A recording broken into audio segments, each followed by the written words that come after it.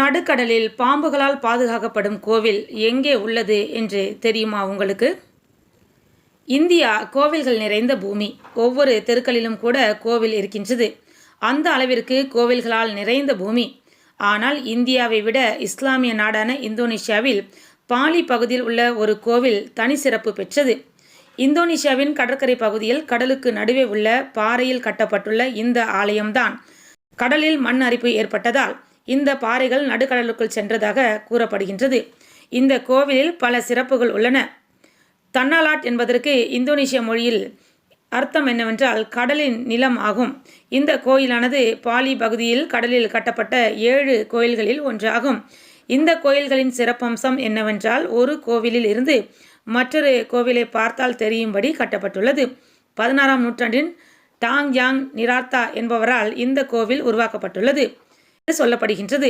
இவர் தென் கடற்கரையில் மேற்கொண்ட தனது பயணத்தின் போது தீவு பாறையில் அமைந்துள்ள அழகிய அமைப்பை கண்டுள்ளார். பின்னர் அங்கு ஓய்வெடுக்க முடிவெடுத்து இரவை அங்கேயே கழித்துள்ளார்.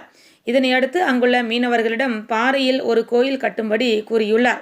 ஏனென்றால் இந்த இடமானது பாலினிய கடல்களை வணங்குவதற்கான புனித இடமாக அவர் உணர்ந்தார்.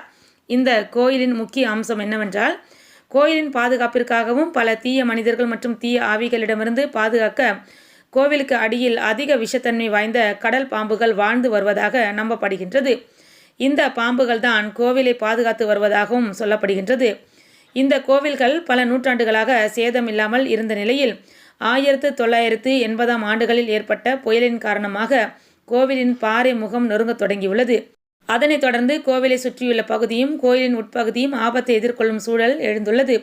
இதனால் கோவிலில் உள்ள சில பகுதிகள் அபாயகரமான பகுதிகளாக அறிவிக்கப்பட்டுள்ளன. இதன் பின்னர் ஜப்பான் அரசு வரலாற்று சிறப்புமிக்க இந்த கோவில் மற்றும் பாலி சுற்றி அமைந்துள்ள குறிப்பிடத்தக்க இடங்களையும் பாதுகாக்கும் நோக்கில் இந்தோனேஷிய அரசிற்கு கடனாக நிதியுதவி வழங்கியுள்ளது. பின்னர் கோயில்களை சீரமைத்து பாதுகாப்பான இடமாக அறிவிக்கப்பட்டுள்ளது.